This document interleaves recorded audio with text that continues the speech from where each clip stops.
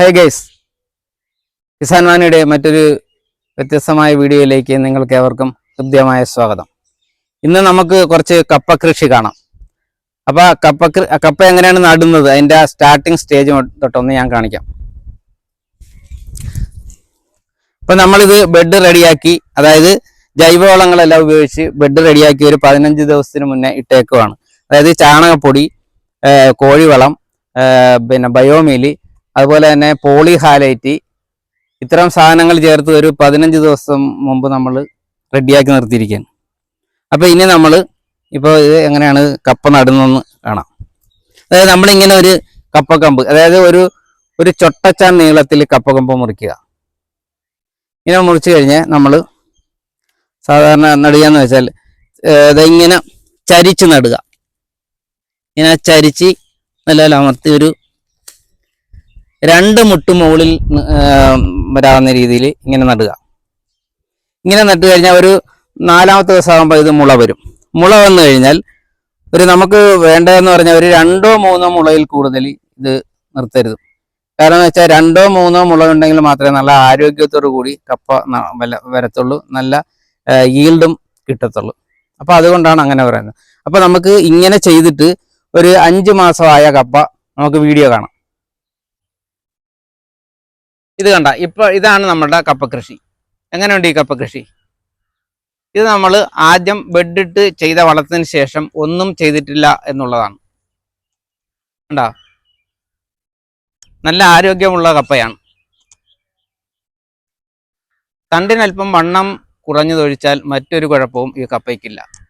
അത് അങ്ങനെ വണ്ണം വയ്ക്കാത്തതിൻ്റെ കാരണം എന്ന് പറഞ്ഞാൽ ഈ ഒരു സൈസ് കപ്പ അങ്ങനെ ഓവറായിട്ട് തണ്ടിന് വണ്ണം വയ്ക്കത്തില്ല. പക്ഷേ ഇതിന് നല്ല ഈൽഡ് കിട്ടുന്ന കപ്പയാണ്.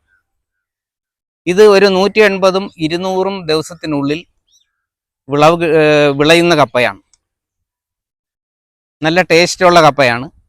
ഇതിന് മുന്നേയും ഞാൻ ഈ കപ്പ നട്ടിട്ടുണ്ട്. അപ്പോൾ നല്ല ടേസ്റ്റും കിട്ടിയിട്ടുണ്ട്, നല്ല ഈൽഡും കിട്ടിയിട്ടുണ്ട്. അപ്പോൾ ഇപ്പോൾ ഈ കപ്പയ്ക്ക് ചെറുതായിട്ടൊരു ഇത് വന്നിട്ടുണ്ടെന്ന് വെച്ചാൽ ഇത് കണ്ട, മുരടിപ്പ് വന്നിരിക്കണ കണ്ട, ഇത് ബോറോണിൻ്റെ ഡെഫിഷ്യൻസിയാണ്. അപ്പോൾ അത് നമ്മൾ ബോറോൺ കൊടുക്കുന്നുണ്ട്. അത് ട്രിപ്പിലൂടെ നമുക്ക് ബോറോൺ കൊടുക്കാം. നമ്മൾ കംപ്ലീറ്റ് ചെയ്തിരിക്കുന്നത് ട്രിപ്പ് ഇറിഗേഷനാണ്. പ്രിസിഷൻ ഫാമിംഗ് ആണ് നമ്മൾ തുടർച്ചയായിട്ട് ചെയ്തുകൊണ്ടിരിക്കുന്നത്.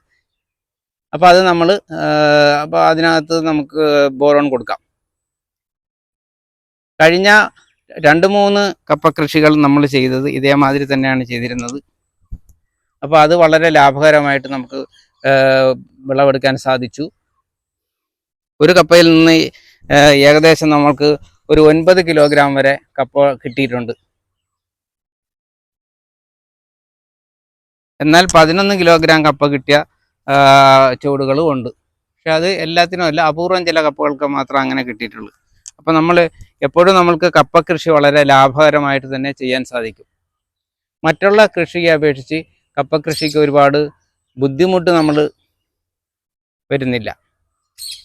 അതായത് പച്ചക്കറി ആകുമ്പോൾ എപ്പോഴും നമ്മൾ പച്ചക്കറിയുടെ ചുവട്ടിൽ പോവുകയും അതിൻ്റെ കേട് വന്നിട്ടുണ്ടോ എന്ന് നോക്കണം. അതിനെ സംരക്ഷിക്കാനായിട്ട് എപ്പോഴും അതിൻ്റെ പുറകെ നടക്കണം. പക്ഷേ നമുക്ക് കപ്പ കൃഷിക്ക് അതിൻ്റെ ആവശ്യം വരുന്നില്ല. കണ്ടോ, വണ്ണം കുറഞ്ഞ കമ്പുകളാണ്. ഈ വണ്ണം കുറഞ്ഞതൊന്നും നോക്കണ്ട, ഇത് നല്ല വിളവ് വരുമ്പോൾ നല്ല വിളവ് കിട്ടും. കണ്ട, മൾച്ചിങ് ഷീറ്റ് ഇട്ടാണ് നമ്മൾ ചെയ്തിരിക്കുന്നത്. ഒരെണ്ണത്തിൽ പോലും എലി എടുത്തിട്ടില്ല. അതാണ് നമുക്ക് ഏറ്റവും വലിയ ഹൈലൈറ്റ്. സാധാരണ കപ്പ നട്ട് കഴിഞ്ഞാൽ ഓപ്പണായിട്ട് ചെയ്താൽ മൊത്തം എലിയെടുത്ത്, ആദ്യം എനിക്ക് അങ്ങനെ ഒരു അബദ്ധം പറ്റി. പക്ഷെ ഇപ്പോൾ നമ്മൾ ചെയ്തതെല്ലാം ഇങ്ങനെയാണ് ചെയ്ത്. പക്ഷേ ഇത് നമുക്ക് നല്ല വിജയമാണ് കൈവരിക്കാൻ സാധിച്ചിട്ടുള്ളത്. നമ്മൾ ഫസ്റ്റ് വളം കഴിഞ്ഞ് ഇതിന് ചെയ്തിട്ടുള്ളത് ട്രിപ്പിലൂടെ കൊടുത്തത് 19-19-19 NPK ആണ് കൊടുത്തിരിക്കുന്നത്. അതല്ലാതെ വേറെ നമ്മളൊന്നും കൊടുത്തിട്ടില്ല. പക്ഷേ 19-19 കൊടുത്തു കഴിഞ്ഞാൽ നല്ല റിസൾട്ട് കിട്ടും. ഇനിയിപ്പോൾ നമ്മൾ കൊടുക്കാൻ പോകുന്നത്, ഇനി ഏകദേശം ഇപ്പോൾ ഒരു 5 മാസത്തോളം പ്രായമായ കപ്പയാണിത്.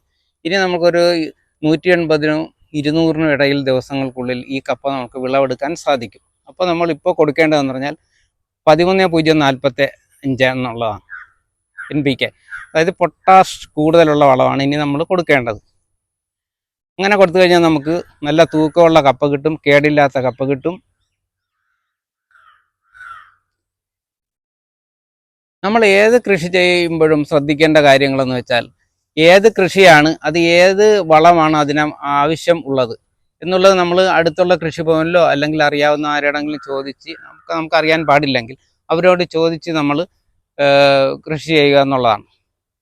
അപ്പോൾ നമ്മൾ പലരും ഇങ്ങനെ പറയാറുണ്ട്, കപ്പോ അല്ലെ ഏത് കൃഷിയും ചെയ്തിട്ട് നന്നായിട്ട് വരുന്നില്ല, വളം ചെയ്തിട്ടും അതിൻ്റെ ഒരു ഗുണം കിട്ടുന്നില്ല എന്ന് പറയുന്നു. പക്ഷെ അത് നമ്മൾ അപ്പോൾ ഒന്നെങ്കിൽ ആ പ്രദേശത്തെ അല്ലെ അവിടുത്തെ മണ്ണിൻ്റെ എന്തെങ്കിലും ഡെഫിഷ്യൻസി കൊണ്ടായിരിക്കും, മൂലകങ്ങളുടെ.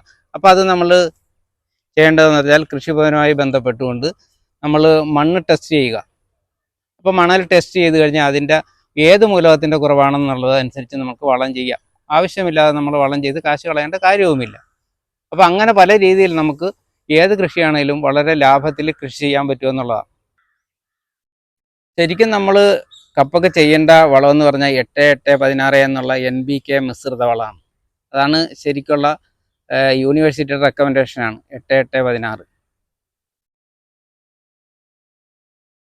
അപ്പോൾ ഇത്രയും നേരം നമ്മൾ ഈ വീഡിയോ കണ്ട് അറിയാവുന്നവർക്ക് ഒരു ഓർമ്മ പുതുക്കാൻ പറ്റി, അറിയാൻ പാടില്ലാത്തവർക്ക് ഈ കൃഷി രീതിയെക്കുറിച്ചൊന്ന് മനസ്സിലാക്കാനും സാധിച്ചു. കൃഷി ചെയ്യാൻ താല്പര്യമുള്ളവർക്ക് കൃഷി ചെയ്യാവുന്ന ഒരു താല്പര്യവും വന്നു കാണും എന്ന് ഞാൻ വിചാരിക്കുന്നു.